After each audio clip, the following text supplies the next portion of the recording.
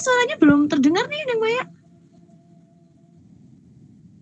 Iya, belum ada suaranya.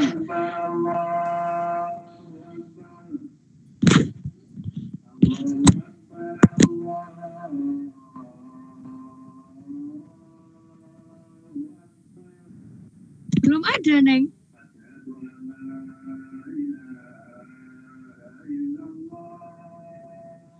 Belum terdengar. Kenapa ya? Oke.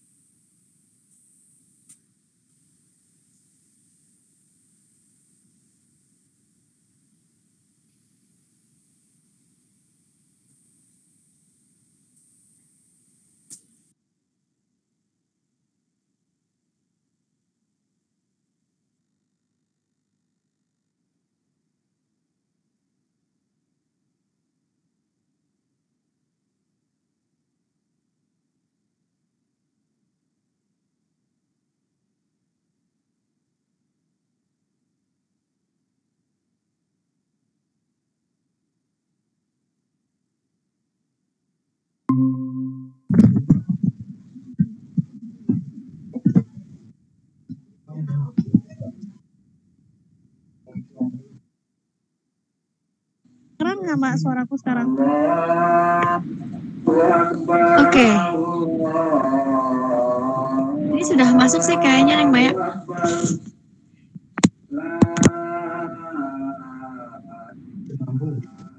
Oke, aku pakai HP deh kayaknya. Oke, ini sudah masuk. Oke, kita mulai ya. Oke, waduh. Oke. Yang ini. Oke. Ya, selamat malam. Yang ini untuk share screen aja. Semuanya. Nah, baik yang sudah join di Google Meet tadi sudah ada dari Neng Mirna ya tadi. Terus buat teman-teman yang sudah join di Instagram Live kita juga kami ucapkan selamat malam, kami ucapkan selamat datang. Selamat berjumpa lagi ya di sesi webinar kita malam hari ini. Jumat 19 Agustus 2022 ya. Oke, yang mana untuk malam ini kita akan sharing-sharing, kita akan ngobrol-ngobrol lagi nih seputar drill ekoprint coding. Yang pasti bakal seru banget, nanti bakal bermanfaat banget ya teman-teman buat kita dengan narasumber ahlinya. Halo Neng Maya, selamat malam. Halo, malam. Oke, apa kabar Neng Maya hari ini? Alhamdulillah baik banget sih, cuman ini kita lagi ada di Pasar Kangen. Ini bisa nggak sih aku ngeliatin ke belakang sebenarnya? Aku ada bingung ya pakai HP.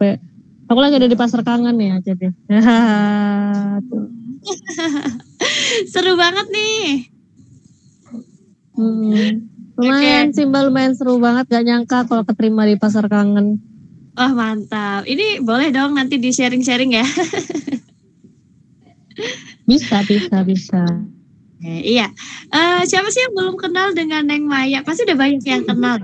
Ini adalah seorang CEO dari Tani Migunani, yang mana beliau itu memulai usahanya sejak tahun 2008 ya. Mungkin di sini masih ada yang belum kenal nih dari Tani Migunani ya. Mungkin dari teman-teman masih ada yang baru join ya di webinar kita. Sebelumnya boleh diperkenalkan dulu Neng Maya kepada kita semua ya profil dari Tani Migunani itu sendiri. Boleh. Halo teman-teman semuanya, aku Maya. Pasti pada tahu ya nama aku Maya. Terus aku emang foundernya dari Tani Migunani. Tani Migunani itu apa? Kalau ditanya, Tani Migunani sendiri itu sebenarnya kayak kita menyediakan tanaman, bibit buah, sampai ke ekoprint. Karena sebenarnya berawal dari ekoprint dulu.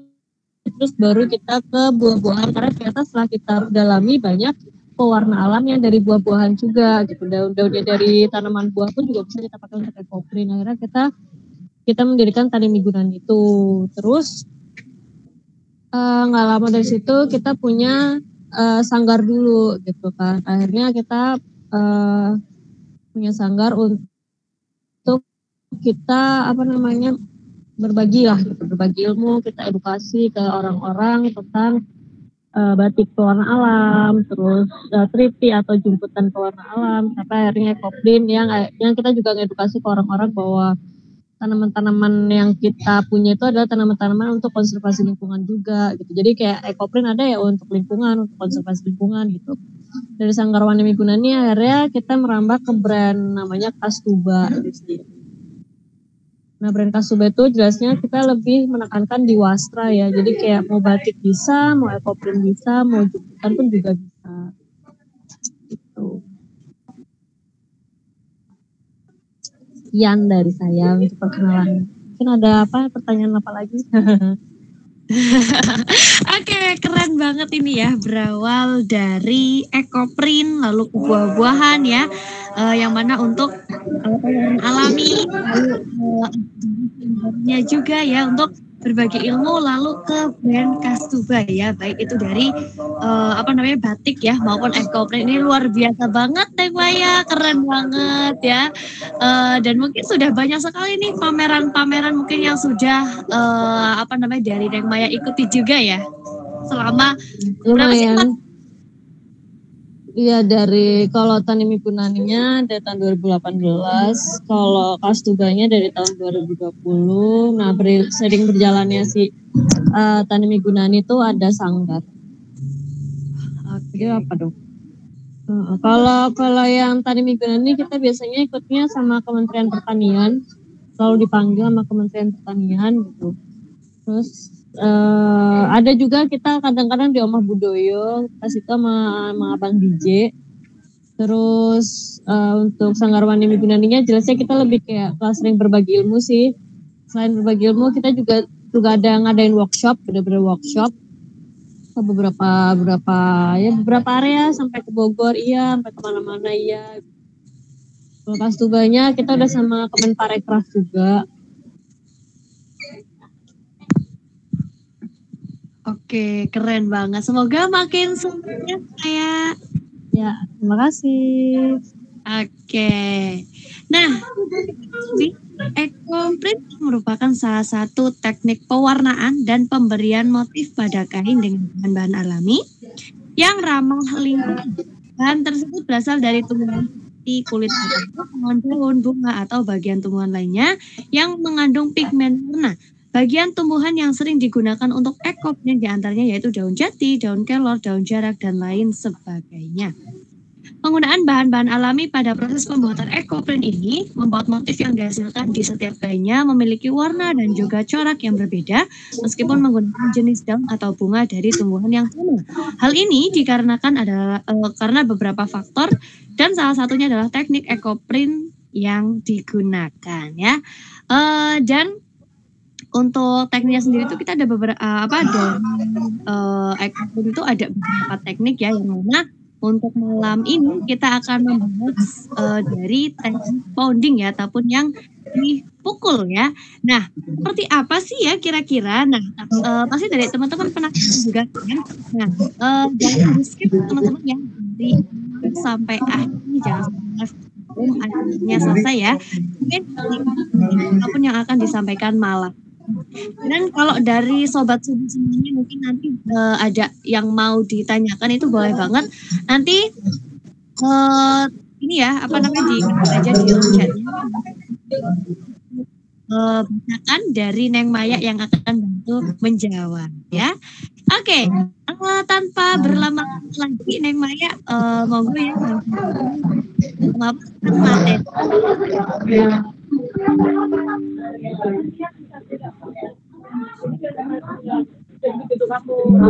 Oke, sebelumnya ini selalu rame nggak sih di sini kedengarannya? Karena memang lagi pasar ya, makanya agak rame. Kedengeran tapi kan ya suaraku ya, aman kan ya? Ya kedengeran. Aha. Oke, untuk kalau untuk ekoprint sendiri yang aku tahu ada 2 teknik ya. Yang pertama steaming sama pounding. Nah, kalau steaming itu dikukus, kalau pounding itu namanya digetok gitu ya. Pounding kan dipukul jadi. Terus untuk daun-daunnya pasti banyak yang tahu ya daun-daunnya, apapun daunnya kalau untuk pounding itu bisa. Kita nggak perlu mikirin dia akan berubah berubah wujud menjadi warna apa, kita nggak perlu mikirin karena kan dia ponding ya sistemnya, dia dipukul jadi aman gitu. Terus kalau untuk daun-daun yang dipukul biasanya kita lebih merekomendasikan daun-daun yang daunnya tipis. Kalau terlalu tebal bukannya nggak bisa tapi capek, mukulnya tuh capek. Jadi daun-daunnya yang tipis. Terus juga kayak daun kelor tadi kan ada Mbak apa sih Bu Subiantik ya ngasih tahu ada daun kelor. Nah kalau daun kelor sendiri bukannya nggak bisa, itu bisa. Cuman apapun yang food grade, sifatnya food grade itu lebih gampang luntur daripada yang dia memang bukan food grade. Kita lanjut aja kali ya. Nah ini dia. Kelihatan nggak share-shareannya? Nah ini nih udah muncul. Nah jadi si teknik ekoprint founding itu kan ada 2 teknik ya, ada di mirror sama 1 lapis. Nah namanya mirror itu bisa ditekuk, mau tekuk samping, tekuk tengah, tekuk 2, apa dan sebagainya itu udah kayak suka-suka gitu. Atau kalau nggak mau tekuk, tambahin lapis lagi kain di atasnya kayak gitu kan. Lapis kain cuman kan akhirnya membuat motif atas dan bawah atau samping kanan kiri depan belakang itu menjadi sama gitu kan. Itu teknik mirror. Nah kalau 1 lapis itu biasanya kayak dia misalkan kayak itu kain apa namanya, kain sapu tangan. Nah kain sapu tangannya tuh cuma pengen punya motif daun itu aja. Misalkan di kain-kain lain lagi tuh nggak ada motif daun itu, cuma di kain itu aja yang ada motif daun itu. Nah itu biasanya disiasatinya hanya dengan tisu. Jadi sebelum ada plastik ada tisu dulu, baru plastik. Nah kalau yang mirror kan kain yang dilipat dulu, baru di plastik. Jadi kayak kain, daun, dilipat kainnya, terus plastik. Terus kalau yang 1 lapis, kain, daun, tisu, baru plastik. Kalau ditanya, kenapa harus ada tisu? Nah itu nanti bisa dirasakan sendiri perbedaannya ada tisu dan gak ada tisunya gitu kan. Kalau pounding jelas dia tuh jadinya warnanya kan lebih meresap ya. Dia gak belenyek banget gitu loh. Karena dia kan langsung kain dan kain. Tapi kalau misalkan dia plastik, daun, dan tisu langsung plastik di atasnya. Itu akan ngebuat si daun itu bleber kemana-mana gitu. Dan jadinya gak cantik. Makanya harus dilapisi tisu. Nah lapisan tisu itu untuk mencegah pembleberan itu terjadi pembleberan apa sih ya bahasanya aku bingung. Nah, untuk mencegah bleber itu terjadi makanya harus lapisi tisu baru plastik di atasnya. Oke, boleh lanjut. Aku udah ingat ternyata ya aku lupa. Maaf ya. Oh ini dia. Nah ini dia yang terjadi di kebanyakan gitu ya. Founding itu memang terlihat gampang gitu. Tapi diingat bahwa yang namanya founding itu ada namanya treatment daun. Bahkan daun yang sudah bertanin pun harus tetap ditreatment. Kenapa? Karena kan dia diponding, dipaksa untuk masuk ke dalam kain ya dengan cara dipukul. Kan di pemukulan itu terjadi kan dengan cara memaksakan si daun itu untuk terserap oleh kain gitu kan dengan bentuknya dia. Beda sama namanya steaming. Makanya kenapa kalau steaming itu kita harus tahu daun ini warna jejaknya warna apa, atau misalkan dia tidak berjejak, biasanya kan kita mencari daun-daun yang unik gitu kan, kayak gitu. Nah kalau misalkan di pounding sendiri, bahkan daun yang punya, kecuali jati ya, jati itu kan memang dia karena jejaknya sangat-sangat kuat ya, dia udah merah gitu kan, bahkan sampai mau 3 lapis aja kayaknya merahnya sampai nembus-nembus gitu kan ibaratnya, beda sama yang lainnya. Nah kalau misalkan kayak mungkin lanang atau apa sih yang biasanya ada warnanya. Nah kayak gitu-gitu dia memang tetap harus ditreatment walaupun sebentar gitu. Itu karena kan biar si daun motif yang ngejeplak daun itu dia bisa stay di kainnya itu sendiri. Karena kalau enggak, dia tidak luntur gitu kan. Tapi warnanya tuh lama-lama jadi kayak pudar gitu loh. Dari warna hijau misalkan, hijau tiba-tiba nanti jadi warna kuning, tiba-tiba jadi warna coklat, hilang. Nah perlahan hilangnya gitu loh. Tapi beda kalau misalkan si daunnya tuh di treatment dulu. Stay-nya si hijau itu tuh terus terjaga gitu. Nah, terus ini dia. Nah sebelum tadi kan ini ya habis sebelum di pounding kan ada namanya treatment daun. Oh ya, sebelum treatment daun jelasnya kain itu harus treatment dulu seperti orang-orang ada namanya mordan dan sebagainya. Itu jelas otomatis itu sudah prinsip dasar. Ya. Orang-orang bilang tuh kayak prinsip dasar bahwa treatment kain itu harus terjadi karena kan kita kan alam ya. Namanya warna alam kan kita harus ada tricky-trickinya untuk dia bisa lebih bisa stay longer gitu. Nah, ini awal sebelum proses bonding kan ada namanya treatment daun. Terus setelah treatment daun kita kan mau menyesuaikan nih motifnya mau dibentuk gimana atau seperti apa di dalam kain kita itu kan nanti mau kain bentuk apapun gitu. Model selendang kayak model kain 2 meter apapun itu. Nah itu kita juga harus ada bayangan. Itu mau kita buat mirror ataukah mau kita cuma buat satu motif. Kalau misalnya mau kita buat mirror ya kita harus tahu penekukannya mau kayak gimana. Itu kan sesuai imajinasi dan bayangan kita namanya motif ya. Terus kalau misalkan mau cuma satu motif itu doang di kain itu di pojokan itu cuma pengen daun itu doang ya berarti pakai tisu ibaratnya kayak gitu kan. Jadi kita udah harus ada bayangan ini di founding ini mau diapain gitu, mau motifnya kayak gimana. Terus ini habis itu baru dipukul secara perlahan. Mukulnya nggak usah kenceng-kenceng, nggak usah gimana-gimana. Karena kalau semakin kenceng atau semakin emosi yang ada tuh selain daunnya memang akhirnya jadi banyak banget, terus kayak akhirnya susah dikupas, kainnya yang kasihan. Bukan orang yang kasihan ya, kainnya yang akhirnya tuh luka.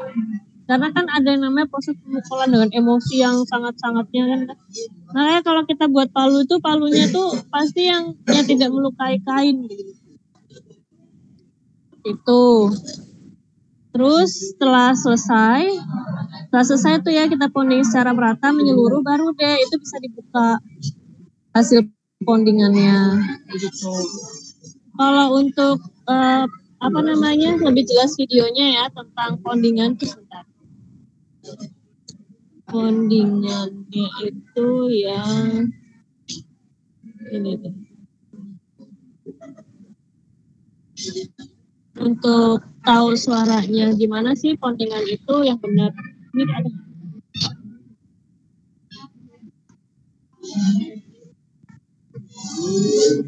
Nah. Oh, ini gimana? Kok nggak bisa?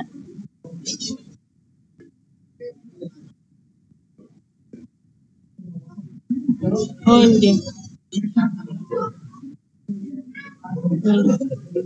Ini cuma 4 detik sih jadinya. Nah, mukulnya tuh pelan aja kayak gini.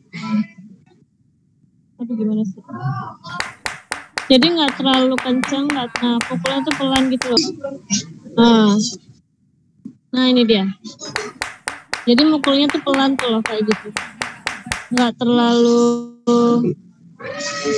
terlalu kencang, nggak terlalu pelan juga, tapi dia pasti gitu loh. Dan dia harus rata. Jadi ini bukan tentang masalah kalau ngomongin masalah seni ya, tentang kesenian ya. Bahkan ibaratnya ibaratnya seni abstrak pun ada konsepnya gitu. Seni abstrak pun ada ada ceritanya gitu. Jadi namanya seni itu udah bukan tentang yang penting bagus, yang penting apa, tapi itu kayak ya mau konsepnya mau gimana, ini mau seperti apa.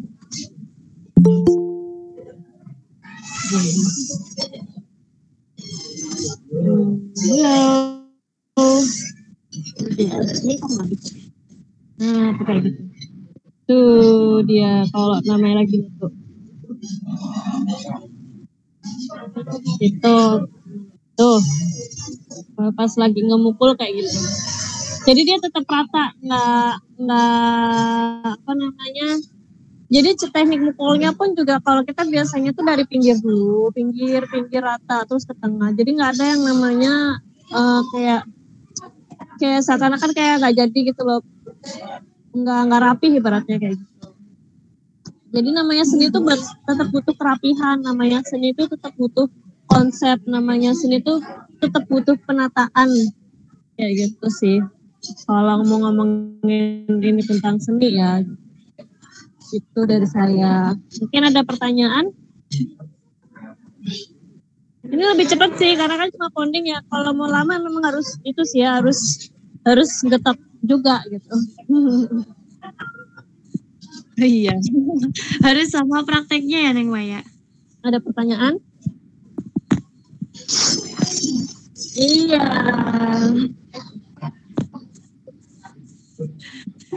Oke. Kita back lagi ke tadi yang treatment daun itu, daunnya juga harus di treatment ya Neng Maya ya. Iya, nggak cuma daun, bahkan kain pun juga harus di treatment. Oke, itu memang wajib Neng Maya. Maksudnya kalau misalnya nggak ada nih, kalau nggak di treatment dulu itu nggak pengaruhnya nggak sih? Kalau nggak ada treatment, ada pernah yang nyoba gitu kan, itu kainnya udah kain polyester, nggak di treatment, terus dia ponding, dah gitu daunnya tuh kayaknya daun food grade kalau nggak salah, hilang. Habis dicuci kedua kalinya langsung hilang, benar-benar hilang, nggak ada bekasnya sama sekali. Dan hilangnya tuh, iya makanya kalau ponding itu dia memang hijau tuh awal-awal ponding gitu. Habis di ponding kan memang kita suruh diamin tuh oksidasi selama 7 hari. Habis dioksidasi harus difiksasi kan.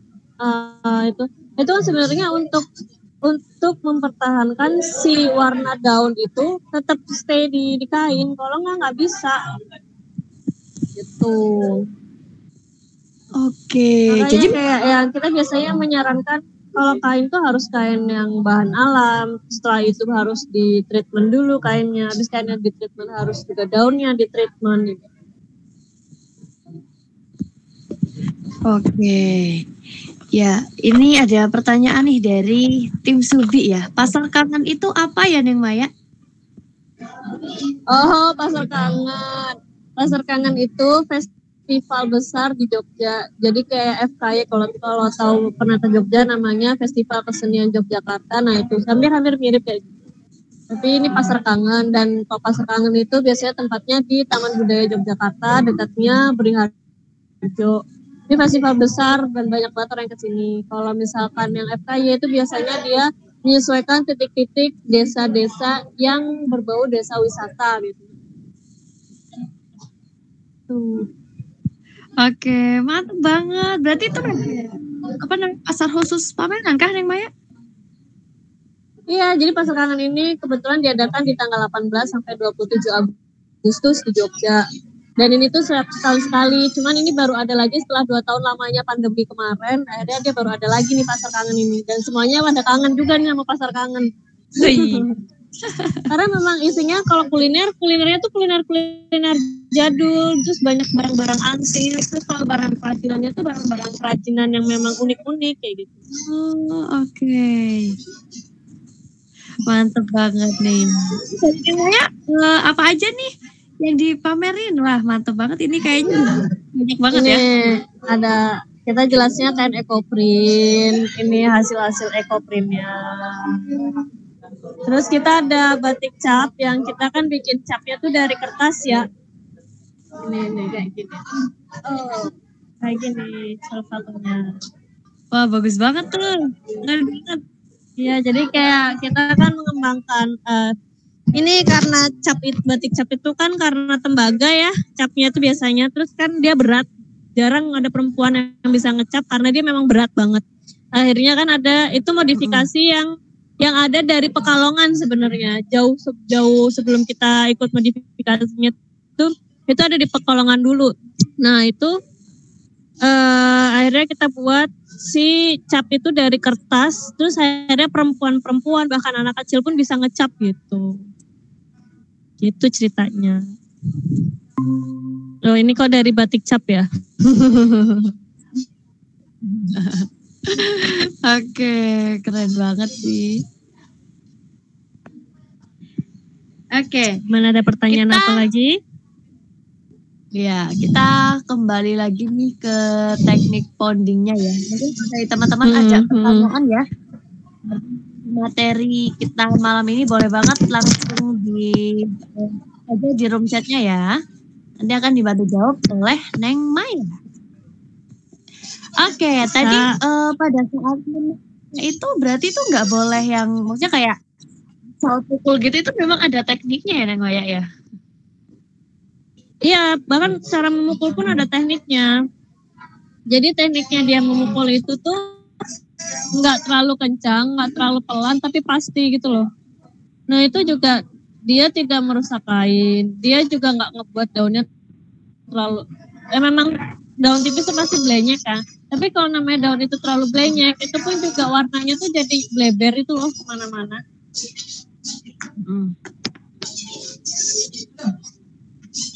Gitu ya. Gimana? Ada apa? Ini sebentar kayak gini nih. Ada lagi.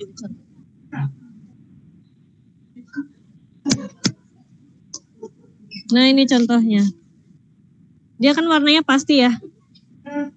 Nggak bleber kemana-mana ya. Terus biar ada garisnya kan. Tuh. Iya, kelihatan. Ada garis jelasnya. Nah iya. Itu kenapa daun harus di-treatment? Karena garisnya itu seakan-akan tuh kayak ada liningnya gitu loh. Karena sebenarnya liningnya itu dari daun itu sendiri, nggak ada yang lining. Itu makanya kenapa daunnya harus di-treatment, makanya kenapa daunnya itu harus kainnya harus di-treatment juga. Nah kalau dia bleber, dia nggak akan ada namanya garis kayak gini. Nggak ada. Nggak ada sih di sini contohnya kalau bleber kayak apa ya. Karena semuanya kita di-treatment soalnya, jadi nggak bisa bleber. Tuh. Terus, nah kalau pentreatmentan itu juga bisa jadi kayak lukisan nih kayak gini. Warnanya jadi lebih apa ya, kayak lukisan jadinya. Itu karena adanya treatment daun. Kalau enggak kayak gitu. Tuh. Oke, jadi apa kelihatannya itu bener-bener yang apa nempel banget sama kainnya sih, Deng? Iya. Dari apa garisnya juga bukan yang dilukis-lukis gitu ya, memang dari daunnya gitu ya? Ya memang dari daunnya. Oke, keren banget ini. Biasanya prosesnya berapa lama Neng Maya?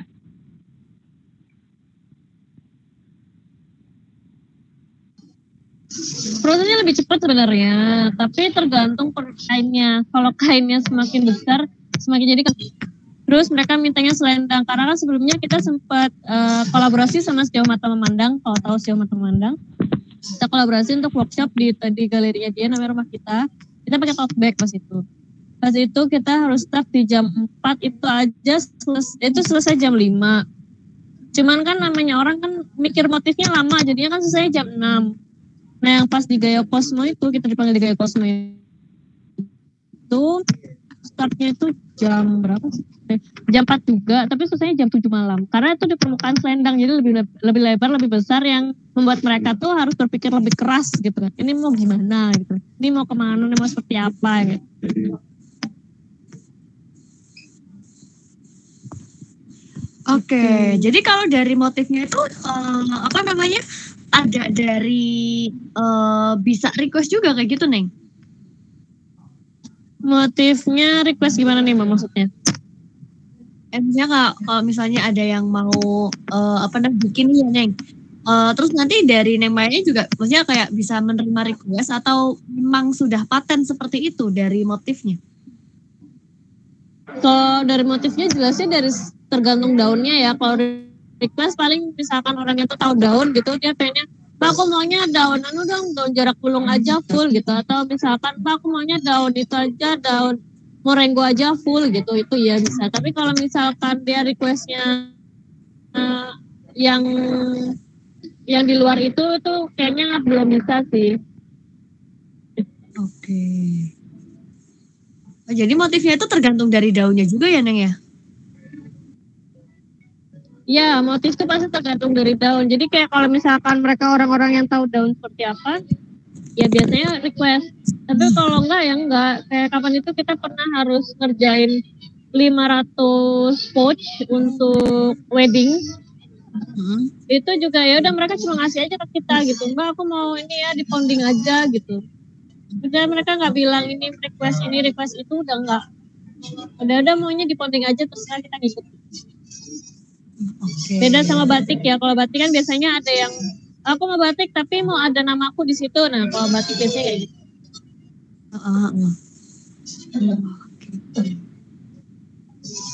Itu biasanya kalau satu kain itu memang cuma satu daun aja nih Maya? Atau bisa satu ya kain? Bisa banyak kok, bisa macam-macam daun dalam satu kain. Tergantung kainnya tadi, kainnya mau selebar apa. Kalau kainnya selebar apa namanya kayak selendang gitu, mau satu selendang itu isinya apa namanya lanang gitu ya lanang ya semuanya bisa. Dan ternyata tergantung namanya mana yang memonding itu kan ada tekniknya lagi ya. Misalkan daunnya mau diapain, mau dilihat tulangnya, oh ininya. Kalau mau dilihat cuma bentuk daunnya, oh ininya yang kayak gitu. Oke. Kalau yang biasanya paling banyak dipakai itu daun apa nih Maya? Kalau paling sama ponding itu yang saya tahu paling banyak dipakai tuh morengo ya Mbak ya. Itu banyak banget dipakai. Ada nggak ya pastinya aku di sini morengo. Nah daun morengo tuh kayak gini. Itu namanya daun morengo. Oke. Keren banget.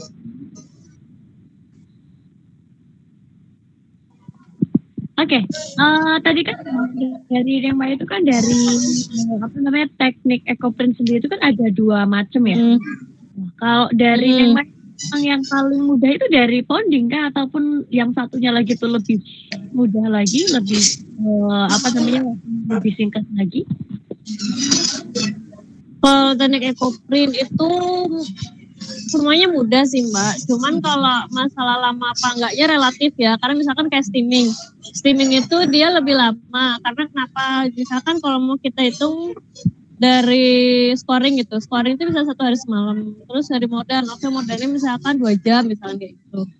Berarti kan udah sehari 2 jam. Terus belum nanti kita bikin pewarna alamnya, belum nanti nata daunnya. Kadang nata daun kan kita masih pakai mikir kan, ini mau kita konsepin seperti apa. Misalkan ini mau kita buat jadi gaun, oke berarti ini mau seperti apa. Atau misalkan mau kita buat jadi kemeja, oke ini titik-titiknya di mana, ini sakunya di mana, ini kerahnya di mana, atau kerahnya dia jadiin apa, atau cuma ininya doang gitu. Atau ini mau dibuat jadi, atau misalkan kaos gitu. Atau kayak ini mau full atau gimana, itu kan kita pasti pakai konsep.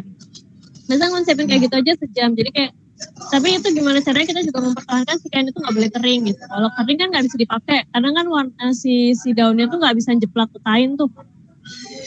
Terus habis itu digulung, terus kan kita dikukus tuh selama 2 jam. Nah kelebihannya si steaming itu tuh dalam sekali itu misalkan 1 harian produksi tuh ya dari pagi sampai malam gitu, ke tengah malam itu kita bisa menghasilkan sekitar 20 kain gitu dalam 1 hari misalkan. Nah beda kalau ponding.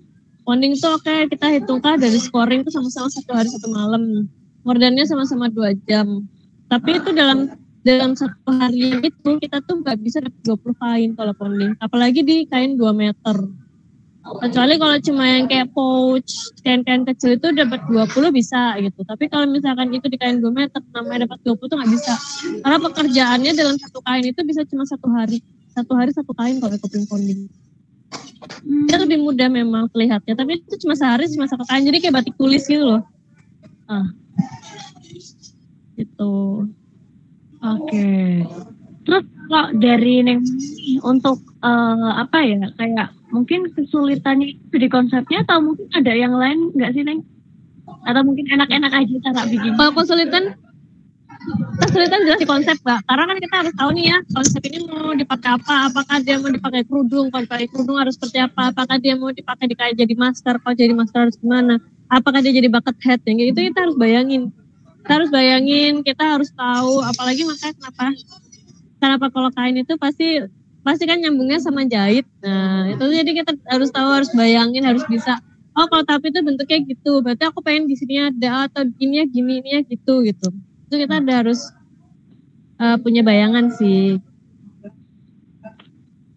Oke. Iya sih betul ya. Jadi dari konsepnya pun harus yang matang ya. Iya, ya itu ya tadi aku bilang kayak tadi itu ya, seni itu bukan tentang ini bagus ini enggak, tapi tentang konsepnya gimana sih. Apapun itu yang namanya seni itu bukan tentang bagus, tapi tentang ini apa. Gitu. Oke. Terus kalau dari daun itu memang ini nggak sih namanya kayak semua jenis daun itu bisa mengeluarkan warna? Bisa. Kalau ponding dia kan memang tetap mengeluarkan warna daun ya, misalnya dia hijau ya hijau, kecuali misalkan kayak jati. Dia kan sejatinya merah ya, jati ini. Dia ya warnanya tetap merah gitu, yang pupusnya tapi. Misalkan kayak ada namanya magenta plant, tapi kalau orang-orang ekoprin bilangnya tuja itu kan. Gitu. Dia hijau tuh. Tapi nanti lama-lama kalau didiemin dia teroksidasi sendiri, lama-lama warnanya jadi merah. Walaupun di awal pas kita monding pertama itu dia hijau. Tapi dia lama-lama jadi merah. Kayak gitu. Oke. Kalau kayak indigo, daun indigo. Daun indigo tuh dia hijau tadinya. Dia di pas di awalnya lama-lama dia teroksidasi tuh. Lama-lama jadi hijaunya agak kebiru-biruan. Oke. Itu ceritanya. Itu harus dicampuri sama bahan-bahan yang lain nggak sih, Neng? Supaya bisa berubah warna kayak gitu. Yang bisa berubah warna itu biasanya udah sifatnya si daun. Oh, oke. Kalau misalkan dicampurin bahan lainnya juga bisa, tapi biasanya berubah warna sendiri tanpa harus ada ada pencampuran, itu memang sudah jenisnya si daun. Gitu. Kalau dicampurin juga bisa, tapi biasanya tuh daun-daunnya nggak bisa berubah warna sendiri. Misalkan kayak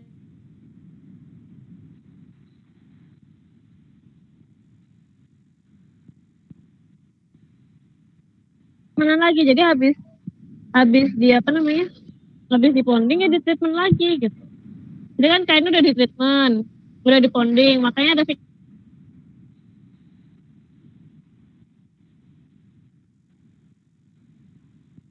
membuat daun itu warnanya stay tetap kayak gitu. Oke. Jadi yang tujuan dari treatment itu sendiri pun dari pewarnaan, lebih ke pewarnaan ya Neng Maya ya. Jadi warnanya itu bisa lebih awet seperti itu ya.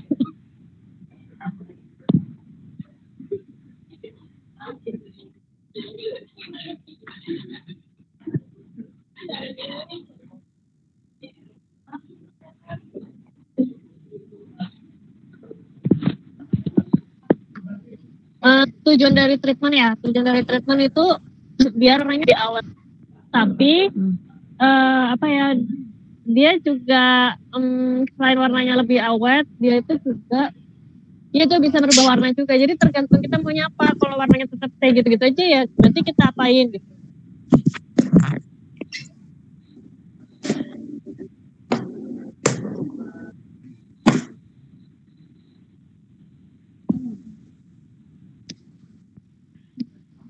Oke. Terus kalau dari terus kalau dari medianya itu hanya pakai berarti pakai kain putih ya Neng Maya ya? Kainnya. Medianya harus kain putih karena kalau kainnya udah diwarna dia rada susah ya. Bisa aja tapi kayak yang kalah gitu loh biasa warnanya sama kainnya udah diwarna.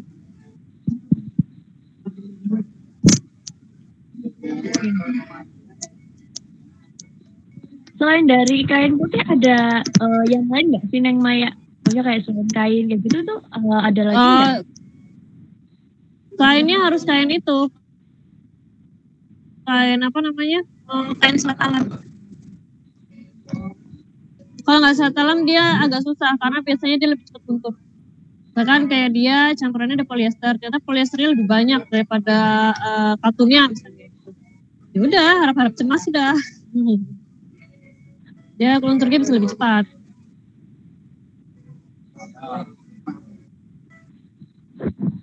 Oke. Terus tadi kalau dari medianya itu apa aja sih, Wak? Media untuk pembuatannya itu? Tadi kan pasti ada kain ya, ada daun-daun. Kain, plastik sama tisu, sama palu jelasnya. Nah kalau palunya kita itu, jadi kita tuh udah ngedesain palu itu udah dari lama banget ya. Jadi dari sebelum boomingnya eco-friendly founding gitu loh. Kita udah desain sedemikian rupa gimana caranya nyaman dipakai semua orang dengan kecenderungan apapun kayak gitu. Terus palunya jangan yang terlalu berat-berat, terus nggak usah terlalu ringan-ringan banget. Terus bukan palu yang membal juga, kan ada palu-palu yang membal gitu ya karena karet gitu. Nah itu yang pas itu tuh yang bisa meratakan daun dan tidak merusak kain. Oke.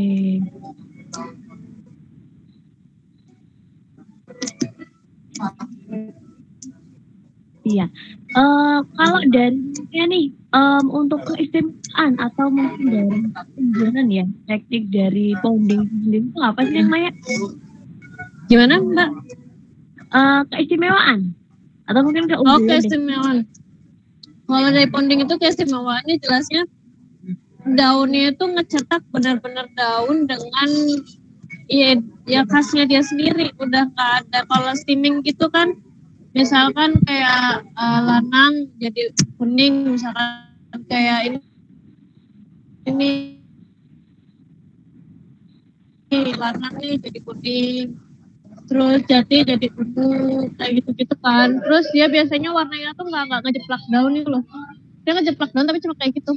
Ini juga tuh ya udah kayak gitu aja gitu tuh, kenikir di atas lagi tuh nggak ya kayak gitu tuh kalau steaming. Tapi kalau misalkan ponding dia stay gitu loh, kayak tadi yang aku tunjukin, dia tetap kayak gini. Kalau ponding bagusnya, cantiknya dia gitu. Beda sama steaming tuh. Makanya kenapa banyak orang yang suka banget sama ponding, cuman kan yang pada sebelah sama ponding kan ya dia cuma bisa di kain putih gitu. Jadi ya. Oh hanya bisa di kain putih yang Maya ya? Iya, jarang dia bisa di kain berwarna. Karena kalau yang kain berwarna tuh memang cuma steaming yang bisa. Itu sih. Walaupun bisa juga di kain berwarna, tapi kayak yang biasa kalah gitu sih warnanya. Oh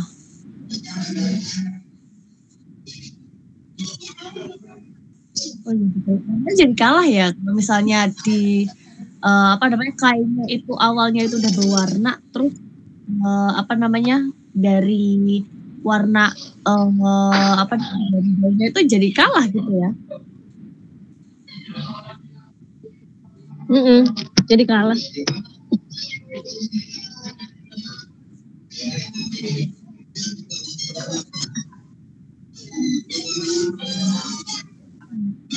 Ada pertanyaan lagi?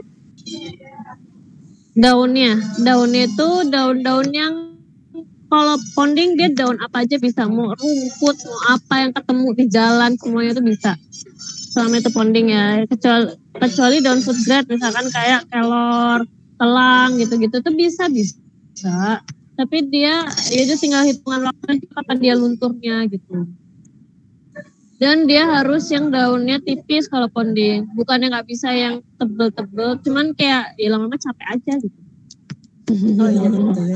Ya bisa kalau mau menaklukkan yang tebel-tebel ya nggak apa-apa, taklukin aja gitu. Cuman dia capek aja sih kalau saya. Langsung pegel itu loh, kayak nge-gym. Betul ya. Apalagi kan harus pelan ya Neng Maya ya. Kenapa? Harus pelan juga kan untuk pukulnya itu. Iya, karena kalau nggak pelan nanti merusak kain itu loh Mbak, kainnya jadi bolong. Cara mukulnya pelan, ada tekniknya. Terus kayak ada hitungan apa sih namanya, hitungan nadanya gitu. misalnya sekali pukul terus nanti dihitung berapa detik dulu terus dipukul lagi kayak gitu ya. Ibaratnya gitu. Tapi sebenarnya nggak gitu juga. Jadi kayak apa ya? Kayak lagi mukul apa gitu loh. Jadi suaranya tuh dapat. Apalagi kalau pas lagi pukul itu bareng banyak orang gitu tuh yang kayak kita lagi mendengarkan musik apa nih kayak gitu. Oke, tapi seru juga ya. Kalau misalnya lagu pembuatan itu kayaknya seru sih. Jadi kayak ada musiknya gitu banget. ya. Seru banget. Kalau pas lagi bareng-bareng bisa tok kayak gitu. Seru kok. Boleh tuh dilihat di Instagramnya Sanggarawani Migunani. Itu pas kita bareng sama sejauh mata memandang tuh ada bunyinya yang tok itu kayak seru banget beneran deh. Di reelsnya tuh. Oke, terus kalau dari yang lain apa dari tadi Migunani juga ada pelatihannya nggak sih Neng? Dari teknik harus ada kelas apa namanya? Ada kok, kalau ada.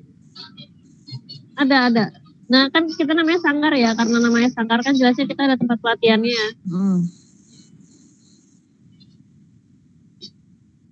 Nah itu mau pelatihan apa kayak gitu, mau batik bisa, mau jahit bisa, mau pounding bisa, mau spinning bisa, mau prada pun bisa, mau apa aja.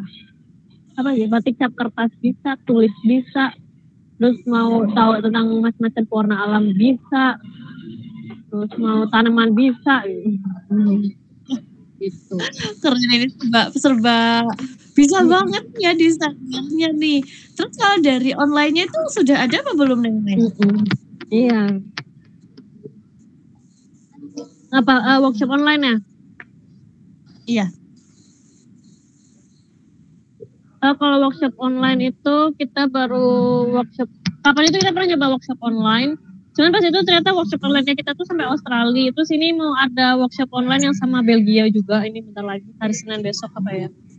Mereka dari Belgia tuh minta workshop online kayak gitu. Terus yang pas kita sempat workshop online Prada sampai ke mana? Australia, workshop online yang Prada kita. Yang orang-orang Australia juga ikut workshop sama kita. Terus ini juga kita bentar lagi mau workshop online sama Papua. Jadi karena kita takut ke Papua akhirnya kita takut naik pesawatnya gitu, kita takut ketinggian. Akhirnya kita workshop online bentar lagi juga sama orang Papua. Sama yang di Papua itu September apa ya kalau nggak salah. Kalau yang Belgia besok Senin, yang Papua tuh besok Senin. Kalau nggak Senin tuh Belgia, kalau yang Papua itu September. Oh oke. Yang Papua September. Terus apa lagi? Cuman kita nggak terlalu merekomendasikan ya workshop online. Karena kan biasanya kita merekomendasikan workshop online tuh kalau jauh-jauh yang kayak kita nggak bisa kesana ya, mau nggak mau kan kita harus workshopin online kayak gitu.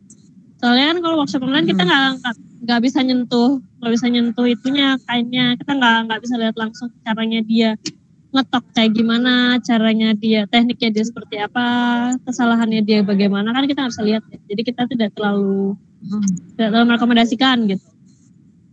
Cuman kita beruntungnya sih semenjak pandemi udah buka ini, kita udah workshop kemana-mana. Udah kemana-mana juga kita workshopnya, jadi lebih enak gitu daripada kita mengusungkan online. Kapan itu yang pas Prada online tuh kita mah bingung gitu loh. Mbak ini kok keenceran kenapa ya? Kenapa ya? Jadi bingung. Tapi kan kita nggak lihat ya gimana dia yang nuanginnya ya gitu. Ya kayak gitu-gitu. Makanya agak kurang kita rekomendasikan. Tapi ya udah kita tetap hybrid itu tetap adalah sesuai dengan apa ya situasi dan kondisinya yang ada. Oke. Iya betul, kalau online itu kan kita juga nggak bisa tahu, mungkin kayak dari yang harusnya sekian mili tapi ternyata lebih kayak gitu ya. Iya yang kayak gitu-gitu kan agak-agak itu ya nggak bisa dikontrol ya, itu di luar apa ya, di luar jangkauan. Terus kalau lagi pounding itu kan juga mungkin dari koneksi kan juga nggak selalu bagus ya Neng Maya ya, mungkin lagi delay kelihatannya udah sesuai tapi ternyata belum sesuai.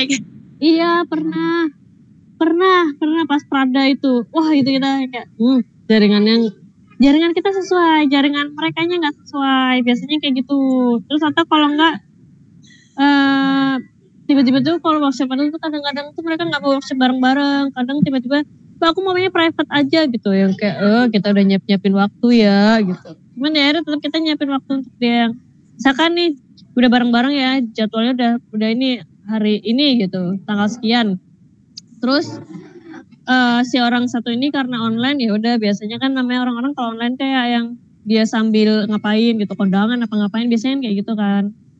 Nah itu nanti dia minta sesi private-nya karena kan dia udah bayar kit dan sebagainya kan, soalnya kita kita adain workshop private khusus untuk dia. Nah pas private-nya itu nanti dia nggak bisa lagi, akhirnya mau ngomong kita bikin video khusus untuk dia. Ya kalau ada video makin kita nggak bisa menjangkau lagi kan. Iya, online aja udah nggak bisa jangkau, apalagi video gitu kan. betul. Jadi sebenarnya itu memang nggak yang kelas apa namanya kayak yang harus ada apa tekniknya mungkin ya, itu memang tidak dilakukan secara online ya Ning ya. Harus offline ya. Biasanya kita minta dia yang datang atau kalau enggak dia yang undang kita ke sana. Seringnya gitu. Nah, kita akan merekomendasikan kalau itu jauh banget yang kita nggak bisa capai, atau kalau misalkan nggak gitu untuk transportnya itu terlalu mahal. Iya. Yang kalau kita ke Australia itu jelas pasti ada visanya, jelas pasti ada pengurus paspornya, jelas pasti ada apanya, berarti kan kayak gitu. Sama lah kayak kita ke Belgia, nggak mungkin kita bawa otong-otong panci gitu kan. Kalau kita bawa palu sekarung gitu kan, nanti di bandar ditanya ini palu untuk apa gitu kan. Kita nggak bisa bawa bahan-bahan lainnya kayak gitu, kayak enaknya tuh gitu. Iya betul. Tapi kalau yang misalnya kalau yang jauh-jauh tadi kayak yang dari luar negeri itu ada juga Neng Maya yang datang sampai ke Sanggar juga, itu ada?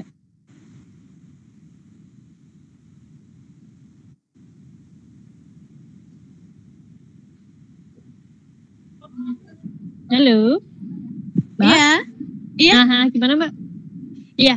Kalau misalnya tadi dari luar negeri kayak gitu, yang jauh-jauh itu pernah ada yang ke Sanggarnya Neng Maya? Ke mana? Ke Sanggar Neng. Iya, biasanya mereka tuh datang ke kita kan, Mbak, kita mau workshop ya, misalkan kayak gitu kan, bilangnya ke kita, oh ya, gitu. Cuman nanti biasanya mereka kita mau ikut workshop tapi kita nggak ada waktu, kita beli starter kitnya plus, jadi biasanya kayak dia nanya harga workshopnya berapa. Terus itu udah include apa aja kayak gitu kan. Terus kalau workshop online apakah bisa gitu. Ya udah nanti biasanya mereka beli paketan workshop itu, kan udah ada starter kit dan sebagainya. Mereka bawa ke negaranya mereka. Terus ya udah tinggal kita menjadwalkan kapan mau sesinya kayak gitu. Ada juga yang kayak di Australia itu dia itu cuma punya apanya ya maksudnya, karena ada beberapa bahan yang kita nggak bisa kirim ke Australia. Jadi dia kayak cuma beli workshopnya doang, kita cuma kirim apanya gitu. Terus ya udah kita cuma mengarahkan dia untuk kalau mau ini harus punya ininya dulu. Tapi masalahnya bahan-bahan itu tidak bisa kita kirim ke sana. Gitu. Jadi itu ada pernah kita kayak gitu. Jadi kita kasih tahu alternatifnya untuk itu belinya di sini, untuk itu belinya di sini. Oke. Ya mungkin soalnya nanti dari ya silakan Neng Maya. Iya, soalnya misalkan kayak Tawas, kayak Tunjung, kayak apa gitu tuh kan agak susah ya namanya masuk bandara ya screeningnya. Betul. Iya, jadi kalau misalnya yang yang jauh-jauh itu juga sebenarnya terhambat di bandaranya juga ya Neng ya, soalnya kan kayak pas gitu ya, itu juga harus dibawa. Ya jadi apa ya, bingung, kita juga bingung ya. Oke. Mungkin habis ini kalau dari Sobat Subi nih mau workshop ya sama Neng Maya, boleh banget nih ya kalau yang deket-deket di Jogja ya, nanti bisa langsung ke sanggarnya. Ini kalau biasanya tuh menghubunginya itu via Instagram. Via WA bisa, via DM bisa, DM ke Sanggar Wani Migunani bisa. Di situ juga udah ada kontak personnya juga bisa. Oke, keren banget.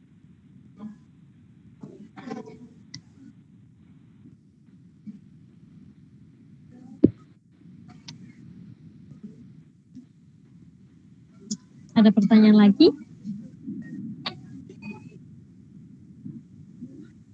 Oke, ini keren banget sih Neng Maya untuk teknik foundingnya ya. Jadi untuk daun-daunnya pun daun-daun sifatnya yang ringan ya Neng Maya ya. Daunnya sifatnya yang ringan dan juga pastinya itu kalau misalnya kayak rumput itu kan yang ada di sekitar kita ya. Maksudnya kayak yang mudah dijumpai seperti itu ya. Iya, mudah dijumpai, sangat-sangat mudah dijumpai.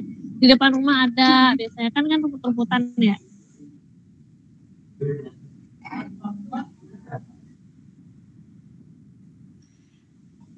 Oke. Terus kalau dari ekoprint itu berbeda nggak sih Neng sama batik, atau bisa dikatakan ekoprint itu adalah batik? Beda, jauh beda ya Mbak ya. Karena ekoprint dia nggak pakai malam ya. Kalau misalkan menurut standar nasionalnya kan batik itu pakai malam waxnya itu. Nah kalau ekoprint kan nggak pakai wax sama sekali. Jadi dia sangat jauh berbeda dari batik. Tapi dia termasuk golongan wastra. Jadi wastra kan macam-macam. Ada yang namanya tenun, ada yang namanya juputan, kritik, ada yang namanya batik itu sendiri. Terus apalagi macam-macam kan, ada shibori apa-apa lah, tergantung per negaranya itu bentukannya apa dan bahasanya apa, penyebutannya apa kan. Ya itu namanya kan tergolong dalam namanya wastra gitu. Wastra atau tekstil. Cuman biasanya kan wastra orang-orang ngomong. Karena kan dia tekstil yang mempunyai ciri khas namanya wastra ya. Iya, soalnya kan kalau dari orang awam ya Neng ya, kan mungkin dilihatnya itu kan cuma dari dari gambarnya nih. Oh ini gambarnya itu kayaknya itu gambar batik nih. Ini berarti ini batik nih. Padahal itu sebenarnya ekoprint gitu ya. Iya, karena mereka nggak ngerti ya. Kadang bisa bilangnya tuh ini batik ekoprint, batik awalnya kita bingung batik gimana ya orang ekoprint. Ya karena apa yang mereka lihat namanya batik ya, mereka lihat di kain dan alam atau bentukannya beda, bentukannya unik itu ya batik gitu lebih biasanya.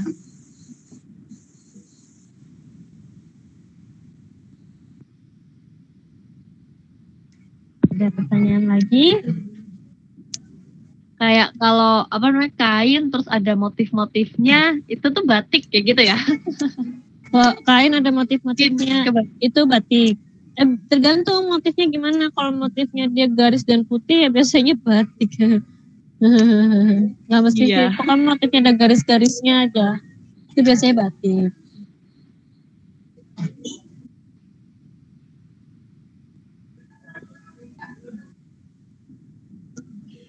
Oke, sebelum ditutup, wah ternyata sudah mau 1 jam ya. Iya. Gak terasa banget nih ya. Sebelum ditutup, ada kesan pesan Neng Maya yang mau disampaikan kepada sobat Subi yang sudah join? Apa ya kesan-pesannya ya? Terus berkarya kali ya. Terus mencoba hal-hal baru kali ya.